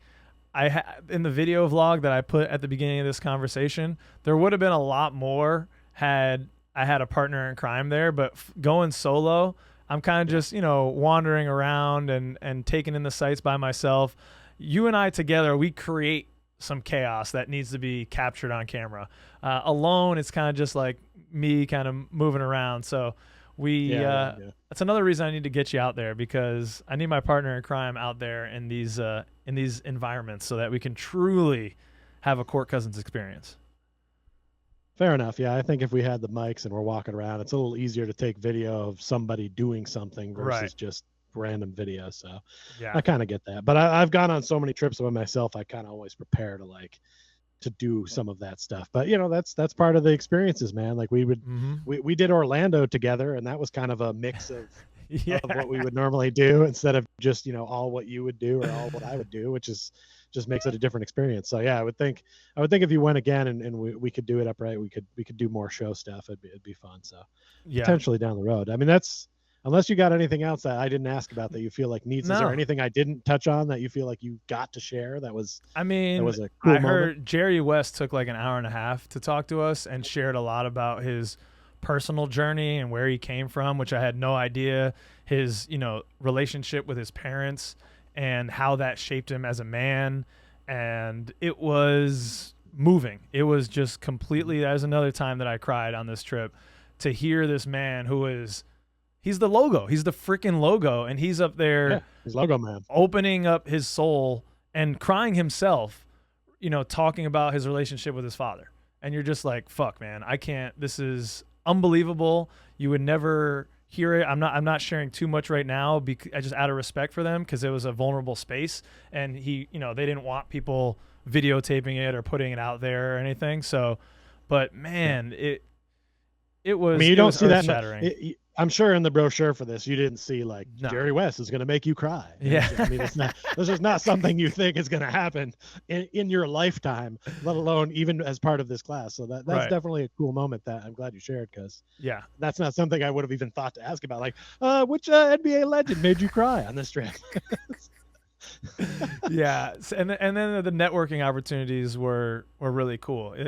You get to meet, there were all types of writers that I was sitting next to, Mike Schmitz, who from ESPN, Sam Vecini, who I talked to a little while. You got like those types of guys just kind of hanging out, NBA reporters. I was sitting 2 rows behind Mitch Kupchak right as I was about to talk shit about the Charlotte Hornets. So I was glad when my buddy said, "Hey, bro, he's right there." But those are the types of things that happen. Yeah, those are the type of things that happen there. And if you are a wonk like me, it's a once in a lifetime type of experience. The biggest network though are the other people that were doing it. I would say I was a little bit on the older side. Just on the older side. There were definitely people that were older than I, but that network is the coolest network. Those kids, I mean, there's some kids like right out of college that are sharp as hell that I intend to keep up with, and they're definitely going to be in a front office at some point. They're just too driven and too smart of individuals. Shout out to my boy Rob, who I just got off a call. He's helping me with some CBA stuff. These types of kids, it's their life right now. Like, they're really into it, and it's cool to see. I was a step, away from that. I didn't have that same intensity, but that was really inspiring to see how this kind of next generation of basketball business people coming through. It was kind of cool. Kind of cool in that respect. Yeah, I was going to say, there's probably a lot of other people that are going there, because this is for like their full-time job. This is the Potentially career path they're going at. And you're like, I got a little podcast and I'm just curious about stuff. Another person that was there that was cool was this guy Toko. He's from Georgia. He's going to be playing with Goga. He's like, Goga's my boy. He's on the Georgian team. He is the head of the European Players Union, and he was there. And so I got some time to interact. He was another student. So those are the like caliber of student too that you see. You see these guys that are all-time UNC greats now entering the business side. You see guys that are still playing in the league. So it was cool. It was definitely a cool experience. Highly recommend. All right, we're already a little ways into the show now, over an hour and a half piece. We're going into fill in the blank. It's that time where we do exactly what it says. We fill in the blank. And shout out to our patrons who came up with many, I think all of these fill in the blanks for us. So Peesh, are you ready? Is your quill sharpened? Does it have ink? Are you ready to go, sir? Oh, there it is. I'm using the modern ballpoint version. Okay. But Lame. I'm ready to virtually dip it in the ink. And the first one is the best thing we saw from Rookies Over Summer League was. I'm going to let you go first on this one because you were actually there. What is the best thing you saw? I did go a little bit hard on Anthony Black because I am worried about fit, but it is just a concern about fit. But the best thing that I saw out of our Rookies Over Summer League was Jet Howard's shooting. The man is not afraid to shoot. And as a Magic fan who desperately wanted to see some guys with that upside on their shooting side, Jet Howard can be that guy. He's going to bring a little bit on the playmaking side, and I liked what I saw from him out of the defense. So for me, Peesh, Jet Howard's shooting was a nice breath of fresh air to see a guy walking it up and just pulling it. Like, I like to see a guy who's not afraid to shoot. That's what we needed, and we got that guy in Jet Howard. So, that was nice. What about you, Peesh? I'd be lying if I said I didn't echo your sentiment. It's Jet. He's the one that we weren't sure if they should be taking him at 11. He's the one that had a lot to prove. There were some guys that played very well that were drafted after him, so he knew I've got to step up what I do. Was he perfect out there? Nope. He's definitely showed some rookie stuff, but I do like that he has the ability to shoot and isn't afraid to chuck it. So, I love the spacing from Anthony Black a lot, but I was more impressed with the fact that Jet Howard's here to shoot and he'll fire. So yeah. Okay, next one, sir. Starting shooting guard on opening day will be blank. Sending that one your way, Peesh, to start. Jalen MF Suggs. Bucket. I got to agree 100%, man. A little insight from someone that was at Summer League that maybe others didn't pick up on. The team was there, which was great. We didn't talk about that in social media roundup because we had so much. It felt like we had more players than any other team that I saw represented. And maybe all the other teams were there, but they didn't come out to the games like our guys did, at least the first few games. After that, I think most guys left and were allowed to leave. But you know who was still there? Jalen Suggs. And he was sitting right next to Jamal Mosley for like 2 additional games than I saw anyone else there. It shows me how much of a sponge he is. And you know who also was there, who I didn't get a chance to say hello to, sitting right behind me, not right behind me, I said something, were his parents. All right, so the family is there. I mean, this guy's got the support network. He's hungry. He's doing the work, it appears. He's being a sponge, which is all I could want from what is Jalen's first healthy offseason, right? This is his first completely healthy offseason. So love to see that. It's going to be Jalen Suggs. Book it.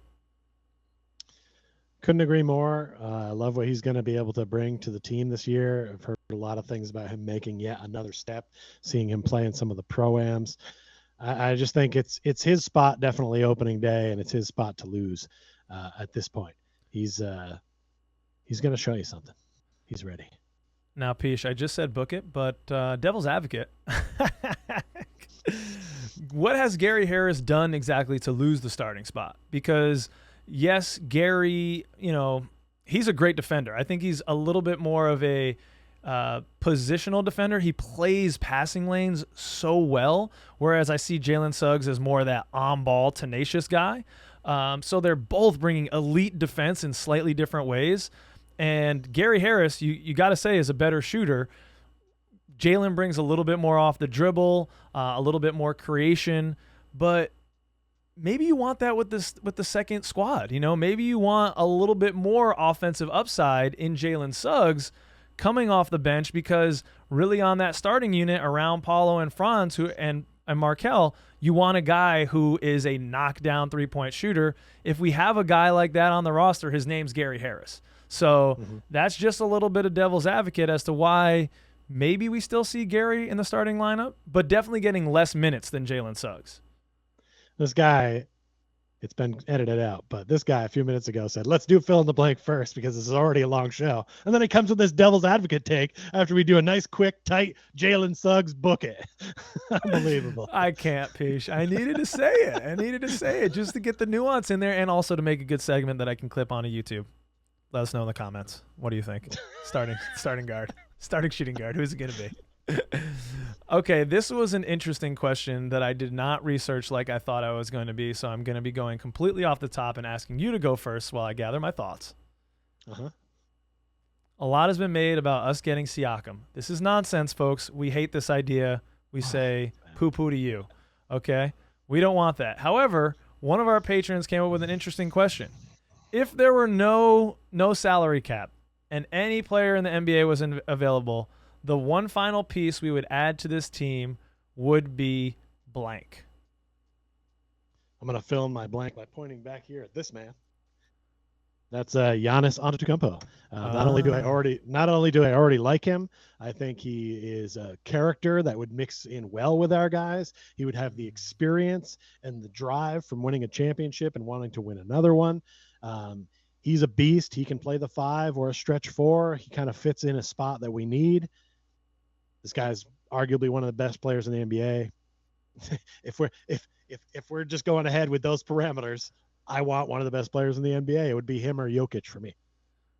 Okay, yeah. I guess that Jokic is probably the guy. I'm looking at this either I'm sorry, Wendell. I'm sorry, Markel. But I just love Paulo and Franz that much. If I'm going to bring in a player, it's going to be either a guard. I was going to say Tyrese Halliburton because he fits the timeline of the team too. So I'm not just thinking about this season. I'm thinking about moving forward too, and how nicely he's right around a 40% three-point shooter, I believe, and such a great facilitator. I love Markel Fultz. There's been no bigger Markel stan, but the argument is valid of can you win the NBA championship with a point guard or a guard tandem or a guard period who cannot really draw offenses or defenses out to that three-point line in a meaningful way. And Tyrese Halliburton can, and he can still facilitate extremely well. So if I were to do it, I would say a player like that, or let's go with Jokic, a center who elevates maybe a little bit what Wendell can do. I'm also thinking a guy like Joel Embiid, who's a little bit more ferocious around the cup, who people are not, Wendell is a great positional defender. He's fantastic in that respect. He's always in the right place and great with using his body, but he's not necessarily a rim protector. And so if we could have everything that he does plus add that aspect to the game, that would be interesting too. But I'll go with Tyrese. I questioned the Halliburton, but then I remembered the very first thing says if there was no salary cap. So right. We're good. Yeah, we can absorb in this hypothetical his $250 million. If I was salary. going guard, I'd go with De'Aaron Fox myself. That I was thinking about that one. I was going to say De'Aaron Fox before Tyrese popped into my head. Tyrese just seems more a better slightly better facilitator than me. For me I like than our De'Aaron. hypothetical squad, though. Yeah, We've done well. Hell yeah. Okay. Last one. Last fill in the blank. Blank is the best Magic ball handler of all time. So we're looking for someone who is adept with the handles, best all time. And we didn't have any stipulations on this one. I think this was Andy. There was no, certain amount of time that this person needs to have played for the Magic. So it's completely wide open. They could have just had a cup of coffee like my number one answer, which is, look into my eyes, white chocolate, baby. Jason Williams. Okay. Jason I didn't know Williams. if he was going to do it. He barely had, I don't even know if he played a total of one season of games with us. I think he was with us for 2 seasons, but only part of each of those seasons. So maybe that doesn't necessarily apply, but come on, man. That guy's handles were legendary. If I'm going to go with a B, Rafer Alston, Skip to my Lou. Playground legend. Let's go. It doesn't get better than those 2 ball handlers for me. Peach, what say you? I got it. The first people that popped into my head were Rafer Alston and Daryl Armstrong because I kind of want to go with a guy that's off the beaten path. But I got to say, honestly, when I really honestly think about it, the best Magic ball handler was probably Penny Hardaway. In his prime, he was compared to Magic Johnson with the way he could wheel and deal. You've seen him do that little dribble move. You've seen the highlights of that stuff. Yeah. He could move in a way that people just couldn't handle. Yeah. They were labeling this guy to be the next Air Jordan with his own shoe and all this stuff. There's a reason for that. This cat was different. So I know it seems like it's just popular, easy answer to go with Penny Hardaway. But honestly, I think he's the best Magic ball handler of all time. Legally. If you're going illegally, then Rafer Alston's probably it. Yeah, that's what some folks are hoping, getting that big guard. Penny was a big guard like Magic Johnson. Sounds like someone else we just drafted. No pressure, Anthony. No pressure. No pressure, AB. All right, how do we do? Who do you think is the best guard ball handler that the Magic have had in our short but illustrious franchise history? Sam Vincent, Scott Skiles, let's go. Oh, Skiles. How can we not bring up Skiles? He has the assist record, Peach. That seems like negligence on our part. Well, he's a great passer, but I don't know if he had the best handles. Oh, true. We're going. He wasn't blowing by guys. That's true. Yeah. He had to use tact and strategy. Don't go anywhere, ladies and gentlemen. We're going right into the large ending in just a moment. But before we do, another shout out to all of our all-stars and second cousins on the Patreon. Shout out to Magic Player History, Bolby the Dawn, Paulo and Franz's Wharf, Andy Dillon, Drum, Raff, Breadhead, Matthew Bell, Dan Young, Gloria and Damien, Connor, and Yachty. Celebrate good times. Come on. Yeah. All right. My well got moistened throughout the show. Man, I'm super moist in this attic right now. It is hot. All right, but here we go. It's that time you've all been waiting for. I know you've been watching for an hour and 35 minutes for this moment right now. Peach or Stuff, click that button. Woo! Peach, the USA women took game 1 of the World Cup 3-0 against Vietnam. Did you know? Yes, I did. It pops up everywhere on social media. It's annoying. I'm really angry at how the USA women's soccer uses this platform to talk about anything that's not soccer. Just go play soccer. Oh, But shut up and dribble, Peach. That's what we're going with. that's not what I said. That's not what I said. But you beat Vietnam. It's not that impressive unless Well, it's a war back in the 60s. We which didn't could do it pull in the. off. I was gonna say we did not do it in the 70s. So I don't know. Is it that? It is impressive. This does not count as revenge. Speaking of soccer, my friend, Damn. do you know where the Yeah. Soccer Hall of Fame is? The National Soccer Hall of Fame is. Oh wow. I'm gonna go with Wisconsin. No, but you are right in that it's a state I've lived or currently live in, and in fact work in, Frisco, Texas. At the Wow. site of where Dallas FC plays their games is the National Soccer Hall of Fame. I knew that their stadium was over there. I didn't know the National Soccer Hall of Fame was there until I just happened to be driving by and was like, holy crap, it's right there. So I will check that out at some point. Will I wanna you? Shit talk soccer a little, but I will definitely, I would like to go see a game. Just, I like to see events. I like Yeah. to check this stuff out. And I have to get ready because the World Cup of Soccer is coming to Dallas in 2026. That will be a big host site for it. So this is going to be exciting. They might even Oh. play. There's talk of them playing the World Cup game in the Cowboys Stadium. So put this on your radar as a possible thing to do. Okay. I got a place to stay. I mean, we got to can't- say if I'm still here because history has told us that that's a long ways away from me. But 2026 World Cup. By then, I will be enough of a soccer file that I'll be like, I'm interested in this. Okay. World Cup is a big deal. There's room for growth there. It can't be worse than the Basketball Hall of Fame. So we're gonna have to check it out when I come down in the Hold winter. up, buddy. I'll let you know. Yeah. Peach, I watched a quick documentary on Hell in the Cell, the Mankind vs. Undertaker match, often touted as the best match ever. Do you agree with that statement? I don't know if it's the best match as far as like my favorite, but I think it Okay.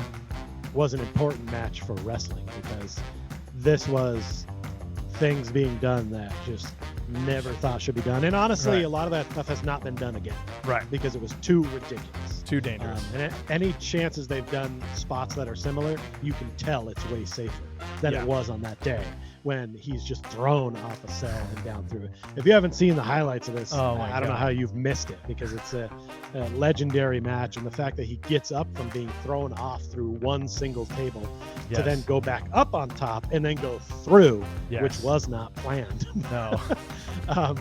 It just, oof, that was not necessarily my favorite match ever. What's your but favorite? That's my definitely- follow-up. I know it's a large inning and it's supposed to be quick, but what's your favorite? Oof, it's got to be something with Shawn Michaels. Okay. Sexy but boy? it could be. I'm gonna go with Bret Hart versus Owen Hart at WrestleMania 10. It led the show off, and it was a great match. And I loved Owen Hart, and he got to beat his brother that night in the opening match. It was awesome. But then Bret Hart won the title at the end of the night. It's good writing. It's good writing. I gotta ask you, sir. I know Yeah. you said you weren't gonna talk trash about Mitch with him sitting that close to you. I'll ask you now. Lonzo Ball, or what is it, LaMelo Ball, he signed a 5-year extension with the Hornets, claiming that the team is on the right path. That's why Okay. he signed. What say you? Well, I was responsible for the Charlotte Hornets in my team in the simulation at Sports Business Classroom. And we Jordan let you do that. Wow. Yeah. That's right. Oh, he's not Well, no, trying he's to- not the owner anymore. That was one of our biggest off-season moves. We put his face and a crying emoji over the Charlotte Hornets logo as one of our biggest moves of the offseason, getting rid of Jordan. They're not on the right path. They have like a weird collection of talent. Their culture has been jacked up. We got rid of Miles Bridges because of his domestic abuse, all that stuff. We don't want someone like that around the team. James Bouknight, who a lot of Magic fans wanted, had a gun while on his lap while he fell asleep in his car. The culture is just jacked up there, and they've got a whole bunch of pieces that don't really seem to fit. I would not say that they're on the right path. There are some interesting things, like what we saw from Nick Smith Jr. and Brandon Miller did look good towards the end of Summer League. So, those are some guys that are interesting around LaMelo Ball, and Mark Williams, they've got some pieces, but they're a long way off.